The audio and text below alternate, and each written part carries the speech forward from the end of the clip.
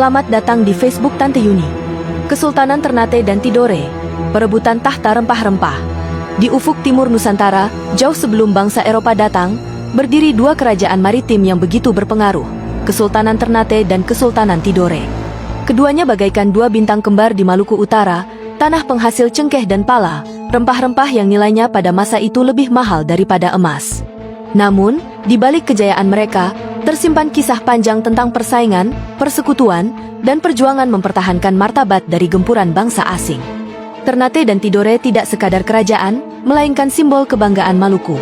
Kedua kesultanan ini berdiri pada abad ke-13, di tanah yang oleh dunia disebut sebagai Spice Island atau Kepulauan Rempah. Ternate berada di sisi barat, sementara Tidore berada di sisi timur.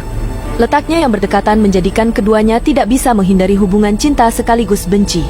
Mereka bersaudara dalam budaya, bahasa, dan agama, namun berbeda dalam ambisi.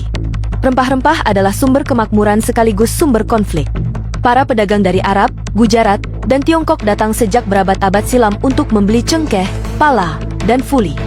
Hasil bumi Maluku yang harum itu dibawa hingga ke Eropa, menjadi bahan obat, parfum, bahkan simbol status kaum bangsawan.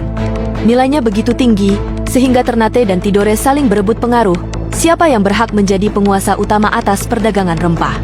Ketika bangsa Portugis datang pada awal abad ke-16, api persaingan itu semakin menyala. Ternate, dengan pelabuhannya yang ramai, lebih dulu menjalin hubungan dengan Portugis.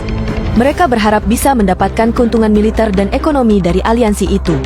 Namun, kehadiran Portugis justru membawa tekanan. Benteng-benteng didirikan, monopoli dipaksakan, dan rakyat mulai resah. Sementara itu, Tidore memilih jalan berbeda. Mereka bersekutu dengan Spanyol, musuh abadi Portugis. Maka terjadilah pertarungan besar, bukan hanya antara Ternate dan Tidore, tetapi juga antara dua kekuatan besar dunia yang membawa senjata, kapal, dan kepentingan. Maluku pun menjadi medan perebutan pengaruh global. Namun, di balik konflik itu, muncul tokoh-tokoh besar yang mengukir sejarah. Dari Ternate lahir Sultan Baabullah, seorang penguasa yang gagah berani. Setelah ayahnya, Sultan Hairun, dibunuh secara licik oleh Portugis pada 1570, Sultan Baabullah bangkit dengan dendam suci. Dalam waktu 5 tahun, ia berhasil mengusir Portugis dari Maluku, menjadikan dirinya sebagai penguasa maritim yang disegani.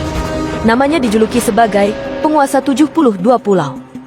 Di sisi lain, Tidore juga memiliki sultan yang karismatik. Sultan Nuku adalah salah satu tokoh besar yang menentang dominasi Belanda. Dengan keberanian dan kecerdikan, ia mampu membangun aliansi dengan Inggris, memimpin perlawanan yang dikenal sebagai Perang Tidore. Sultan Nuku dikenang bukan hanya sebagai pejuang kemerdekaan Maluku, tetapi juga sebagai pahlawan nasional Indonesia. Persaingan antara Ternate dan Tidore pada akhirnya membentuk dinamika sejarah yang unik. Kadang mereka saling berperang, kadang pula bersatu melawan musuh asing. Rempah-rempah yang seharusnya menjadi berkah, justru seringkali menjadi kutukan yang membawa konflik. Namun, tanpa rempah-rempah itulah, Maluku mungkin tidak akan pernah menjadi pusat perhatian dunia. Dari kisah Kesultanan Ternate dan Tidore, kita belajar bahwa kejayaan seringkali datang bersama ujian.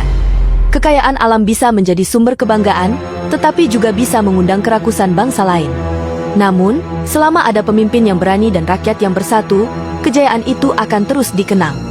Hari ini, jejak sejarah itu masih terlihat. Benteng-benteng peninggalan Portugis, Spanyol, dan Belanda masih berdiri di Ternate dan Tidore.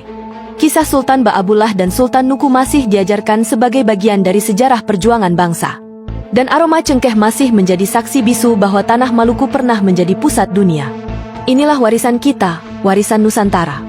Ternate dan Tidore mengingatkan kita bahwa kita bukan bangsa kecil. Kita adalah bangsa yang pernah diperhitungkan dunia, karena tanah kita menyimpan harta yang tak ternilai. Kini tugas kita adalah menjaga, melestarikan, dan meneruskan semangat para leluhur.